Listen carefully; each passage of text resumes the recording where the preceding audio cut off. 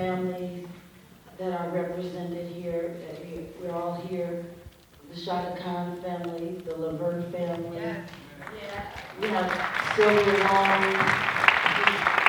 And that just does something for my heart to know that people care about what we've done. You know, you've been on the public stage for so many years, you've been in our hearts and homes for so many years. We feel like we know you, and yet watching this, I glimpsed an entire new view of you. What is it like for you, though, to pull back and watch your story unfold before your eyes? It's like anything else. I mean, it's my story, so it's not new to me. I just, like I said, I just feel grateful to be here and grateful for the strength that, has gotten me this far. I'm happy. I feel like I'm an honest person. I'm a very honest person. I have no reason to lie. I don't feel that anything that happened to me is abnormal or out. It happens. All of them, it's sort of like Murphy's Law happened to me. Everything doesn't usually happen, but one of those things happens to all of us. And it's not right to lie about it, because then you won't get over it, you won't get help, you won't know that, you'll think, I thought that was just me. When I had the problems, it's only me, until I started to speak to other people about it, and then therein I was able to get help. Christine, talk to us about how this project came to be. I was hired by TV One. Okay. Well, that's a good start. And props to TV One.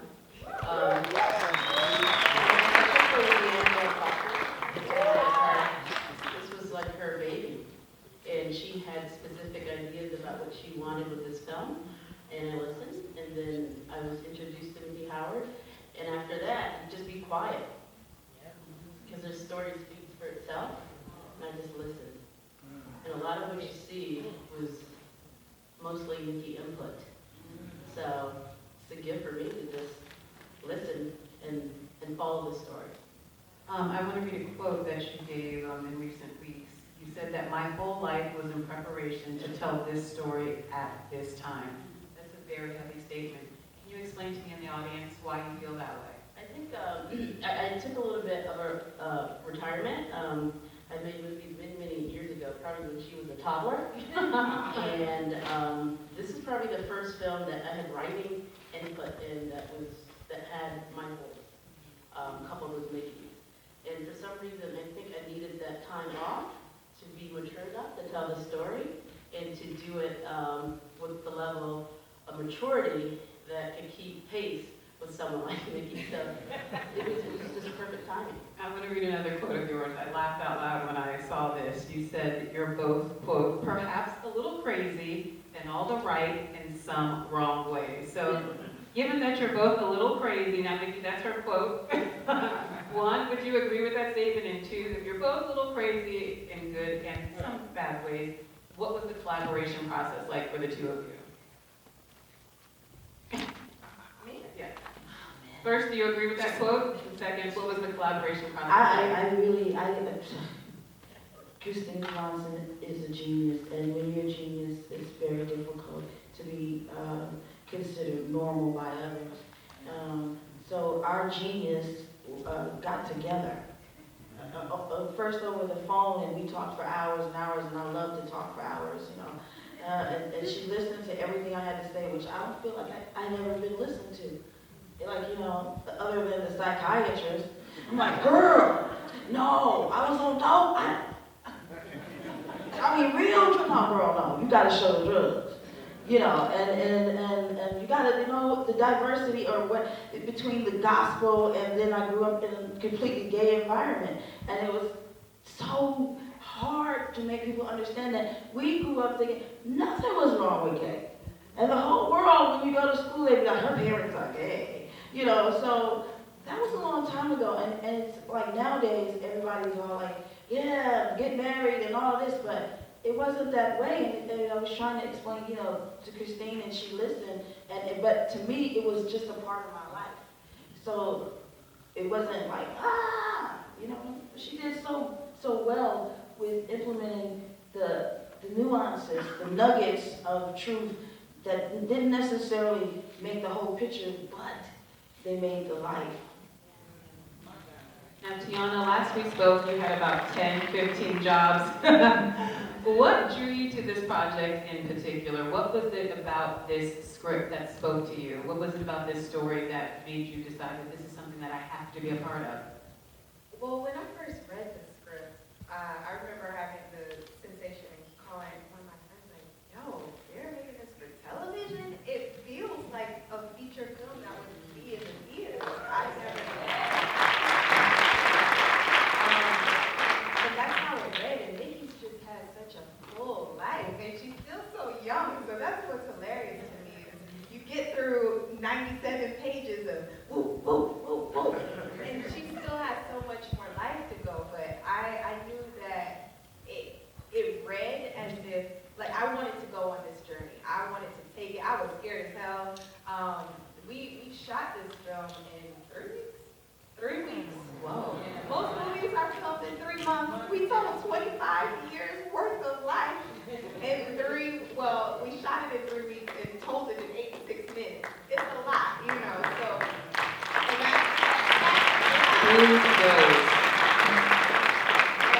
I think, you know, it makes sense and you can follow it because this lovely lady right here, that's not an easy thing to do. A, to tell someone's life and then to take such a huge chunk of, like we did, and make you able to follow it and make it coherent and understandable. That's not easy. And I learned that this go around by having these long talks with Christine at 3 in the morning Eastern time, and just learning from her and her really allowing me to be a part of the post process because I'd never done that before, and also TV1 allowing me to do that, be a producer on this project and really get to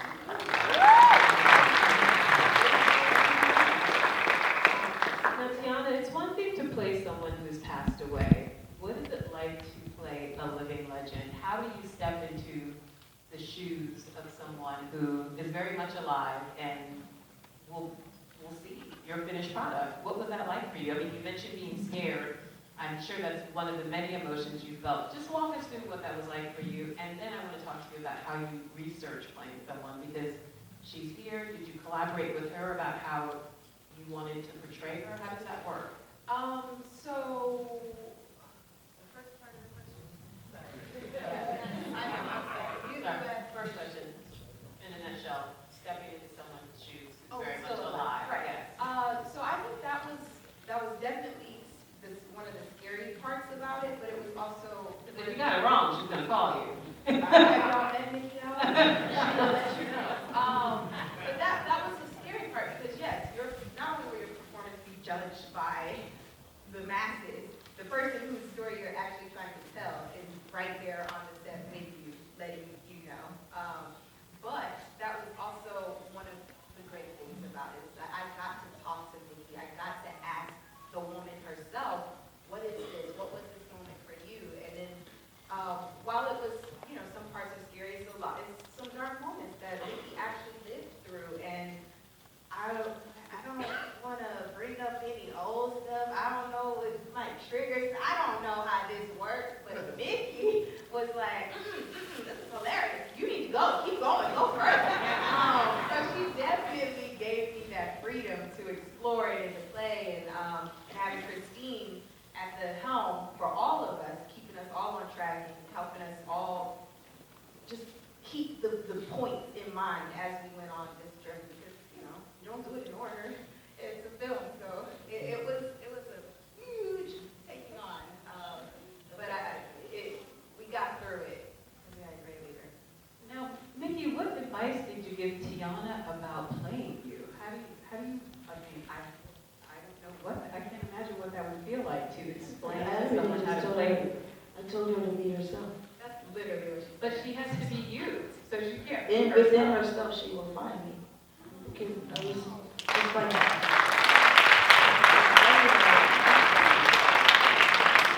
That's what she said. That's exactly what she said. She's like, just do yourself. You got it. Do you. I'm like, I'm trying to do you. Right. But that's what she said. It was a joy and a pleasure to be able to portray Gerald. Thank you, Miki. Thank you, Christine. First off, Miki, you're amazing.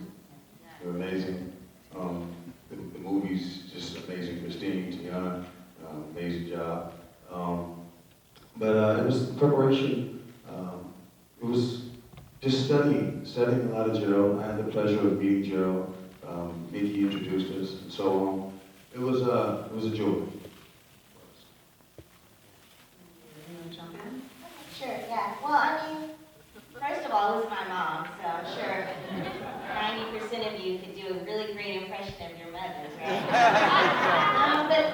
So you've been preparing all your life for this moment. Well, I mean, honestly, I didn't really get to party with them, thank God.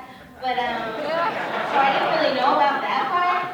But, because, you know, what I knew about and what the relationship that I saw between my mother and Miki was a little more wholesome than that. You know, Miki would come and stay with us, you know, it was wholesome to me. So, it did take some reaching, it took, you know, a little investigating. I do admit I did watch some of those drug shows so I could get the nod together and everything. But, you know, I did feel, you know, I felt somewhat, you know, honored. I always do when it comes to my mother. You know, that's a very proud part of me. And, you know, aside from her shortcomings, she's a wonderful, wonderful woman. She's very giving. She's a lovely person. So it was wonderful to do and an honor for me.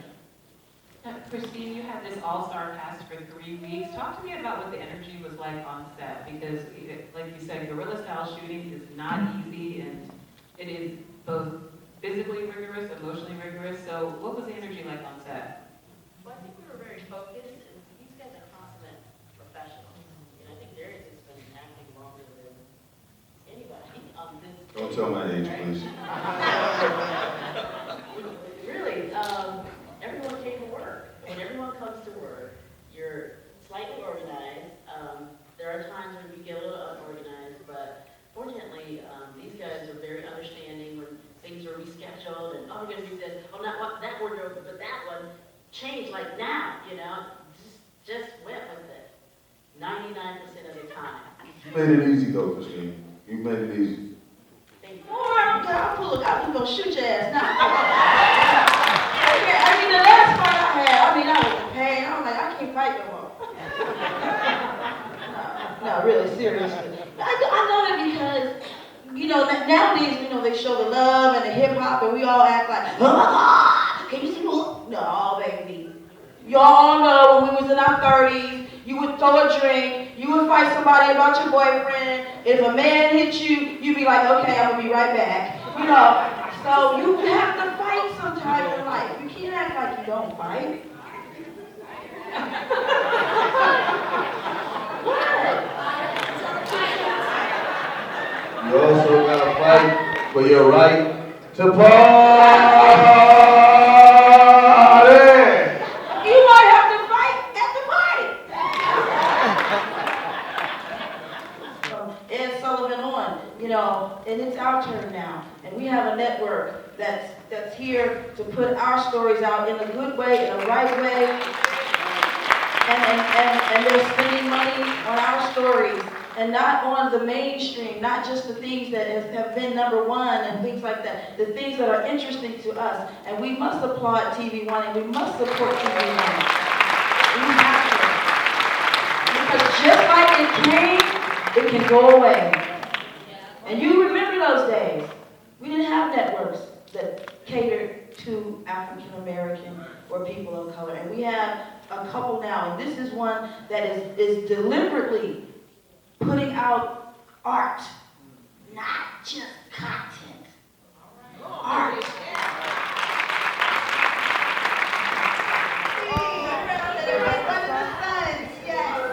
My grandson,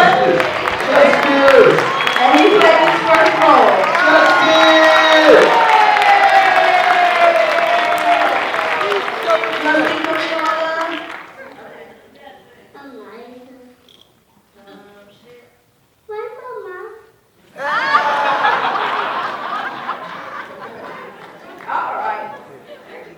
We all gonna die. We all gonna die. Right. We all are going to die. In losing their lives and losing their lives prematurely and to the drug, they really infused me. I knew all of those people except for Prince, and they talked to me and remarkably right before they died, I had amazing conversations with these people. And the one thing they always were saying to me, because they expected me to die, I was way worse than them. You know, they was a little children, y'all know a little baby drug. But, they were like, oh, Mick, I'm happy, I love you, I want you to go on, I want you to go on. And this is one of the things that infuses me, because I want to sing it because Gerald loved to hear me sing. I want to do well because Whitney always said, this should be you. I want to do, great because they infuse me, and I still feel, to this day, I hear the words that they said to me and the encouragement. Nick, don't try to get him.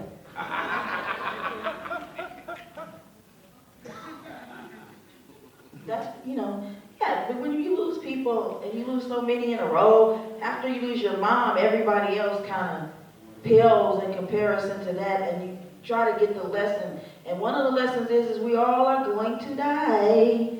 It's how you do it. If you're doing drugs, I was talking about this earlier, these drugs that people are doing are drugs that you're supposed to take at the end of your life. That's what they're for, to make you more comfortable during your passing. So if you're doing these drugs and you ain't dying, you're dying. You're at the end of your life.